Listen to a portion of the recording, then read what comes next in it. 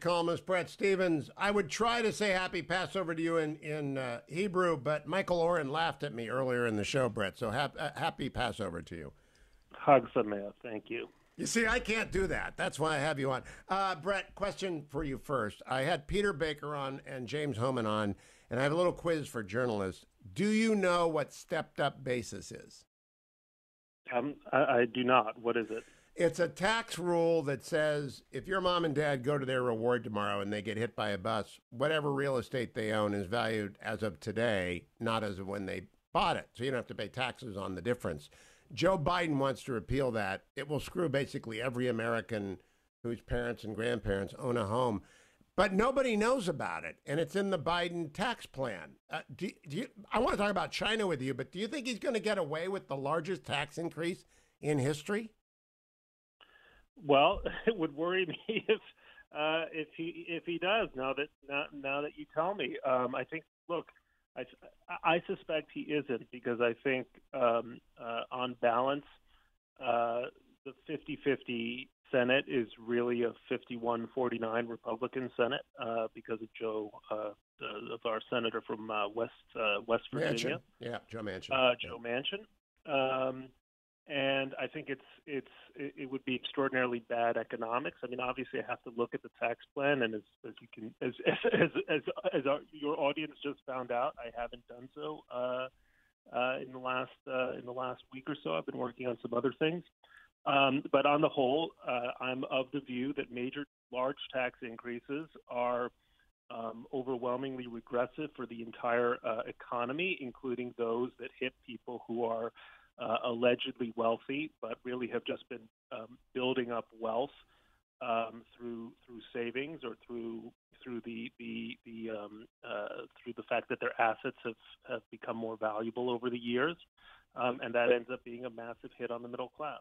That is to me the Achilles heel of his plan. Is that it is corporate income taxes. People don't understand how regressive they are. They are. But they do understand when you go after taxes are just passed on to consumers. Exactly, so exactly. That's the worst. That's the worst of it. I mean, people imagine that some corporate fat cat is somehow suffering from it. No, he's just jacking up prices marginally on consumers, many of whom are at lower levels of income. Yeah, a wealth tax is transparent. A sales tax is best. And I would support a sales tax if we need to rebuild bridges and roads. By all means, go for it. But not the stepped-up basis. That penalizes people who have indeed stayed in one or two houses over their entire life and built up real estate equity and saved in their 401k and actually want to leave their kids something. That's who gets screwed by this. Now, let me turn to your column, Bret, because how will we win the Second World War is very important. The Nixon Foundation, of which I am president, started the Nixon Seminar, which Mike Pompeo and Robert O'Brien co-chair, and it has 15 China scholars and national security experts in it. And we talk about China once a month. This month, Peter Thiel is joining us to talk about tech transfer. They're all China hawks. And in Josh Rogan's excellent new book, Chaos Under Heaven, the fight between the right-wing crazies, Bannon and gang, and the Wall Street types, Mnuchin and Gary Cohn, and the hardliners, O'Brien, Pottinger, Pompeo, is detailed extensively. And the war with the Chinese Communist Party has been underway for a long time. You are the first major columnist to call it the Second World War that I have seen. Second Cold War. Second Cold War, yeah, Cold War. That's an important distinction. Big difference, yeah. And so you're the first one to actually tiptoe that term out there. Today, Jimmy Lai is going to jail in handcuffs. I don't know if you've seen that news. They're saying Jimmy Lai is a friend. Jimmy Lai is a friend of mine. I used to see him every time I'd go to Hong Kong when I was at the Wall Street Journal. One of my responsibilities was overseeing our editorial pages based out of Hong Kong. Jimmy, along with Alexei Navalny, is one of the most courageous individuals I know of.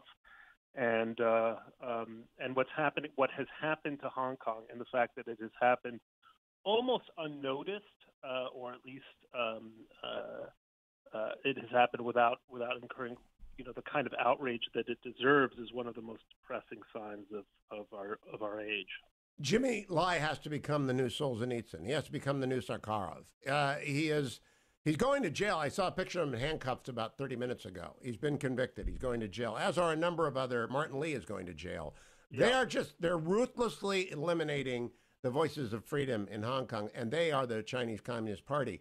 Will Americans speak up? Will there actually be, because there are a lot of Americans invested in China, Bret. You know, the NBA players who make their shoes there, they don't care about a genocide in Xinjiang. Will Americans even notice?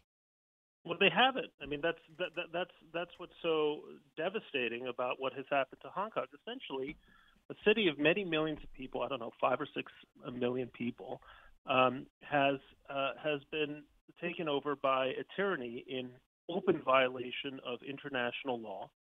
And aside from a few courageous voices mainly in Britain and the United States, the world has collectively shrugged. And so it's a little bit like the Rhineland occupation of 1936, when Germany flagrantly violated international law, the Versailles Treaty, by remilitarizing the Rhineland, and the world decided that it had better things to do. And I use that Rhineland comparison quite purposively because it is going to embolden the China's leadership for their next morsel, which I fear is going to be Taiwan.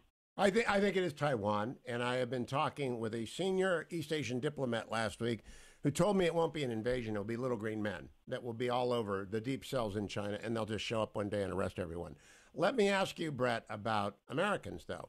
The other 1930s comparison is there's an honest-to-God genocide that even Tony Blinken and Mike Pompeo agree on among the Uyghurs and other minorities in Xinjiang. And, of course, the Tibetan people have been slowly being destroyed over a generation. But it's like the Jews in Germany in the 30s. Nobody knows, nobody cares. We actually know, but, NBA players don't care. Any way to make them care? Well, look, I mean, first of all, I understand that technically what happened. First, let me make a couple points, and I hope you appreciate these distinctions. Okay, first of all, what is happening in Xinjiang is one of the great human outrages of our time.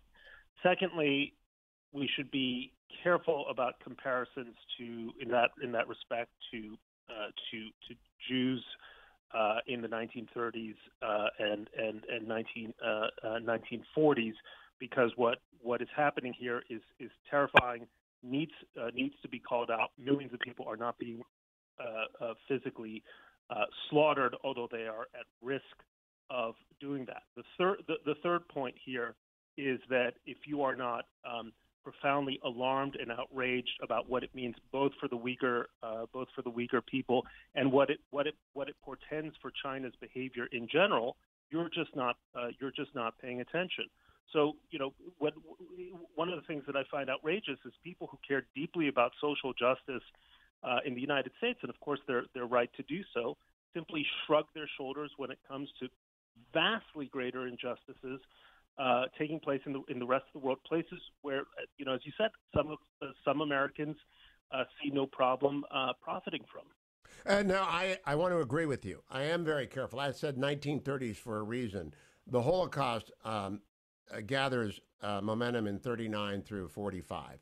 And what was going on in the 30s, like the Rhineland, was the suppression of the Jewish minority in Germany, but not the outright execution of them by millions.